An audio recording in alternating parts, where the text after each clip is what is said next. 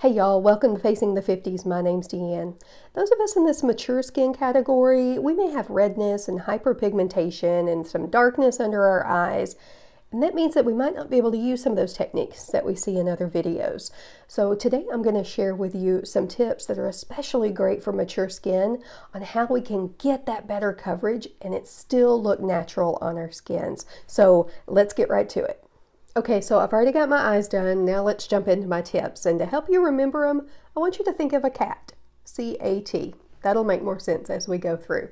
So the C in cat is for colors. So the colors that you choose and the colors that you use make a difference in how much coverage that you're going to get. So I'm going to open up, this is my everyday palette.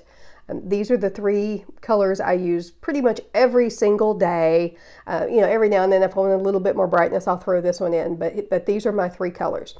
Now, why do I have three colors?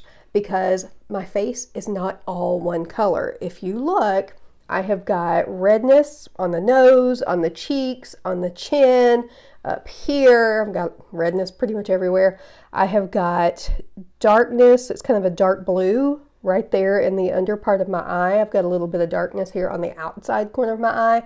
And then I've just got some sun damage and things I just want to cover up. I've also got this little mole right up here. So lots of opportunity to color correct. So what I will do is I will go in with mango right here, and let me show you what I mean. I don't mean to like tap your brush in and get a whole bunch on it to cover it up. What I want you to do is just tap. Okay, you can see how it just got a little bit there on the brush, and then you'll start to buff it on areas. And buff, I just mean swirl it in little circles. So you're going to buff it on some small areas. We work in super thin layers to get our coverage. Okay, so I'm just going to tap it one more time there. Let me go ahead and do the chin. But when we work in super thin layers and we do it the way that we do, you're able to get that better coverage and it still look like skin. That's the magic for me, because we could always get full coverage by just spackling our face with the cream all over it, but it wouldn't look natural, it wouldn't look good, and that's not what I want. Okay, so I've done a little bit of color correcting here, and I don't know if you can tell, it just kind of makes that redness fade just a little bit. So let me go ahead and do my nose. And again, just some small buffing motions. Now, just because mango is what works for me doesn't necessarily mean that's what will work for you. That's why when I color correct, or when I color match you, I will tell you what color I think, because not all of our highlights color correct. So we've got mango, which is one that is very widely used. We also have amber. So if you're much fairer than I am and your redness isn't quite as pronounced, then I might match you to amber for a color corrector. Or if you're deeper or your redness or your hyperpigmentation or whatever is darker, I might match you to papaya. Okay, so let me keep doing that until I get just that redness kind of kicked out. This isn't where I'm getting all my coverage. This is just where I'm kind of knocking out the redness. All right, so I just want to stop. Now, if you can see orangeness on your face, then you're probably using too much. So I can see just a little bit of orangeness here. Might have had a little too much on my brush. So I'm going to grab my Perfector Sponge and just tap to make sure I don't have any excess. Because excess is what gives us that cakey look that we don't want. Okay, so you can see, hopefully, this side, now it's dark. Look, it is darker than my neck. This is not the color I would wear to walk out of the house, but it's going to give me the perfect base layer to get that coverage. But you can see I'm definitely darker than my neck. We're going to fix that with the main highlight that we'll put on. Okay, so let me do the other side real quick. Same thing. I'm just tapping in and then buffing, and yes, I am kind of going all over because I've got redness all over. If you don't have redness or hyperpigmentation all over, don't put it all over. Only put it where you need it, because less is always more. especially when it comes to this. All right, let me see how I'm doing here, just a little bit more. Now I haven't touched under my eyes because I want to do a little special shout out to the under eyes. All right, let me grab my Perfector and just tap that off. You notice I'm not pulling, I'm not swiping, I'm just tapping. It is super important to prepare your Perfector the right way, so I'll link a video below where I show you how to prepare your Perfector the right way. Okay, just pressing that into the skin, making sure I get off any excess.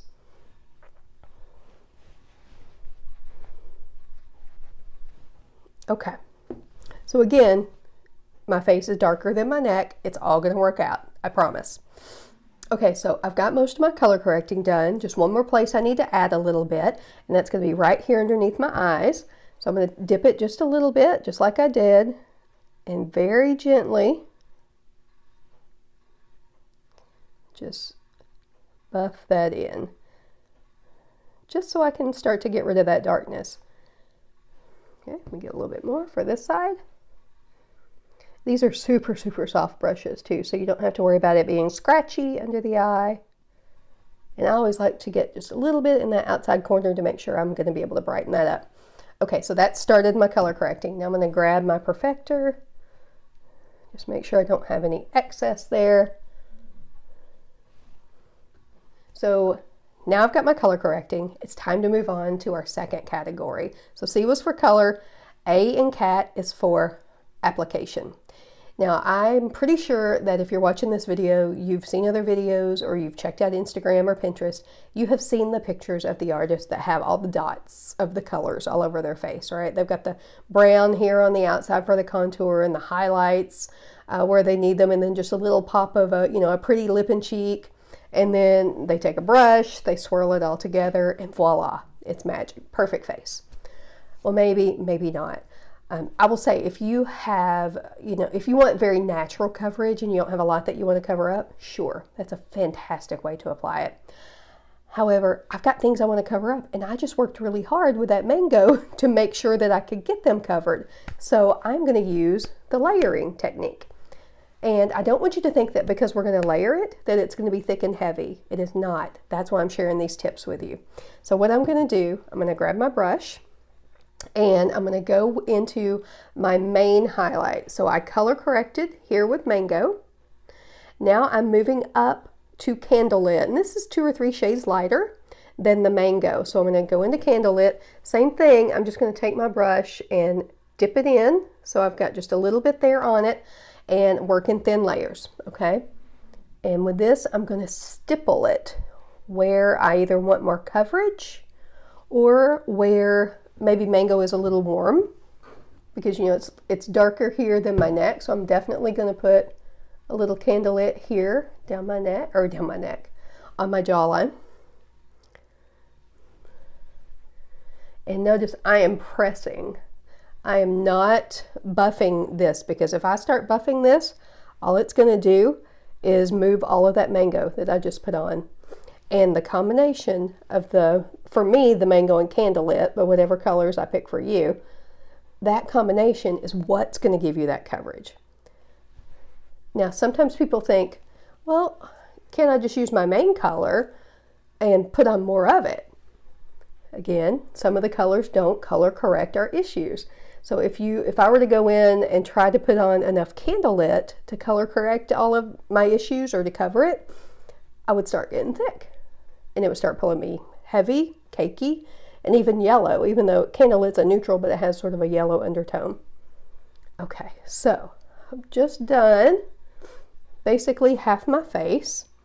And so can you see where, so this side over here has got just the Mango on it. This side here has the Mango and the Candlelit combination. So I'm starting to get much better with my matching here from my jawline to my neck. And it's looking much more normal and natural. So let me go ahead and do the other side really quickly. And that's another thing. So I said really quickly, and it made me think, This may seem overwhelming. This may seem like, oh my goodness, I can't do this. This would take me forever. And it really doesn't. So it may take you a little time at first to kind of get used to it, especially getting used to how much that you need to use or how much you don't need to use is really the key. But once you do it a few times, you get the hang of it, right? And even after 2.5 years, I'm still playing around with even, you know, trying to find new and better ways to do it. But this is what works for me right now. I do have a video, I think, where I did it in 5 minutes or 7 minutes. I can't remember. I'll try to link that one down below too, just to show you that it does not have to take a long time. Okay. All right, so I've got that going. Now let me go in with a little perfecting, just to make sure, because when we are working with layers, you definitely want to make sure you remove excess. So this is why, you know, if you contact me and you've seen, you know, maybe one of these young artists who only has to have 4 colors in their compact because they have no issues with their skin whatsoever, and it does seem, you know, super simple to just have 4 colors. I mean, I can certainly match you the 4 colors, but to give you the coverage that you want, you might need an extra color or 2. But for me, it's worth it. Okay, let me see how we're looking here. I got a mirror down here, sorry. Sometimes I look in the phone camera and it's not quite as easy to see. Okay, now I want to go under my eyes because there's a little special thing that probably 98% of my clients, you need to know this way of applying underneath your eyes. So I had some dark circles, not super dark, but dark enough that I needed to cover them. So I put mango on there already. Now I'm going to take my brush and I'm going to flip it to the smaller end. What I like to do under the eyes is, so I start with mango, and that kind of counteracted the blueness or the darkness. Then I want to start to stair step it up a little bit, because if I go straight in with my brightener over mango, it might show texture. It's kind of like if you're painting a wall. If a wall is a dark color and you want it to go to a really light color, sometimes you have to put a medium color, like a primer or a medium color in between. So we've put on mango. That was my color corrector. We just put on Candlelit all over.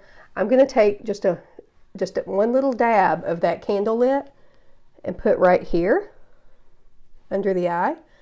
And what that does, that just tones down the warmth a teeny tiny bit and gives me that kind of middle level color. And it wasn't an extra color I had to buy. I already had it. All I had to do was dip into a different tin. Okay. Oh goodness, I love it. Okay, looking good already. So now I've got pretty good coverage going under my eyes. Definitely going to perfect. All right, so application. Let's layer. We do our color correcting first by matching those darkest tones. We stipple on the second layer to make sure that we're not disturbing that first layer. And then if we need to, under the eyes, we can kind of do that little stair step technique, that little stair step motion. Okay, so now I'm going to add really quickly my contour and my lip and cheek before I get you into the third category. So let me do that. Okay, now time for our final category. So we've had color, we've had application, and now we have tools. So the tools that you use matter in how much coverage that you get. So the brush that you noticed that I used today, well, I used 2. I used this one here, which is the blend brush, and it's got a smaller end and a larger end. So I used this one for my color correction. Now we've got several brushes. I love them all, and I can use most of them. Well, I actually do use most of them every single day, but I'm just showing you a couple that I used here today. So this is the one I used to color correct, to get up underneath the eyes and color correct. So I think that one's great, but it's not one that I would use for my full face if I want full coverage. It'll give you a light coverage, sure, but this side here is super soft, and pliable and flexible, so it's not going to press it into the skin like you need. So if you're wanting fuller coverage, the buff brush is your friend. Now let me just say this though, the buff brush, I don't want you to buff with it. Really don't know why they called it the buff brush, because a buffing motion, you know, is the circular motion. I want you to press with it. So here's the one that I used today. And this is where I pressed on that Candlelit, you know, along here, my main highlight. I did not buff it because I didn't want to mess up the mango, the color correcting. Now, this smaller end here is perfect for under the eye. So if you've been playing along here, you know that underneath the eyes so far, I did mango to color correct. And then I went in with Candlelit just to kind of tone down that warmth. But there's a third color that I use every single day, and it's right here, and it's called White Peach. It's my brightener. So if I want just a little bit more dimension, I will use it under there. So I will take that end, and you notice I'm not even cleaning off the brush. Now you can, if you want to clean off the brush in between colors. I like to use this little microfiber towel and just wipe it, but you don't really have to. Okay, so anyway, take my small end of the brush, dip it. So I've got a little bit on there, and then I just kind of get the outside, and I'm not going all the way up to the lash line because I find if it's too light up there, it looks kind of harsh. So I just kind of dip it around this, I don't know, is that your orbital bone? Maybe, I don't know. But I just dip around that area. So a little bit more for this side. I love making sure I've got it in that outside corner because that brightness really helps give a lift to the face. And I'm not buffing, I'm doing really short little tapping motions to get that on there. So if you can see, that just brightened it up a little bit, just kind of gave it that look. So I can do it again if I want a little brightness here in the center of my face. I like to brighten a little bit on my chin. And here's the other place I like to brighten, right around here. Because I get a lot of darkness there. And I've noticed that when I will put just a little bit of brightener right around there, that it just brightens up my face. Okay, so grab that Perfector and make sure that there's no excess. And definitely there, you know, right here on the outside of my eyes where I smile and laugh, I get little lines right there. So I'm going to make sure that I'm getting rid of all of that excess so that it doesn't crease.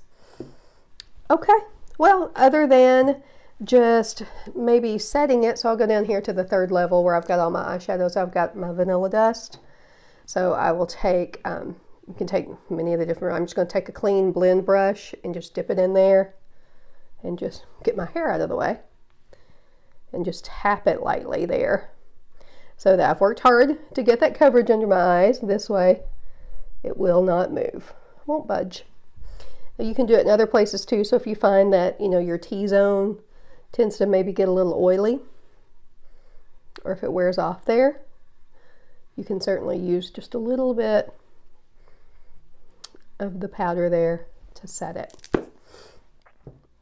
Okay, now I would be remiss if I didn't throw in the magic bullet here for us, my favorite tool, the Perfector Sponge. I almost didn't buy it when I first started wearing this makeup because I thought, you know, that's just a gimmick. I'm not really sure that I need it. You need it. It's a non-negotiable. If you are going to be layering colors, if you have mature skin and you're going to be layering colors, you need this to be able to remove excess. That's what's going to keep it looking like skin. That's what's going to keep it from being cakey and thick. So get a Perfector Sponge. You will thank me. Make sure you use it properly. Again, I'll have that video linked down below. All right, that's it. If you have any questions, drop them down below. I'll be happy to answer them for you. But if not, I will see you in the next video.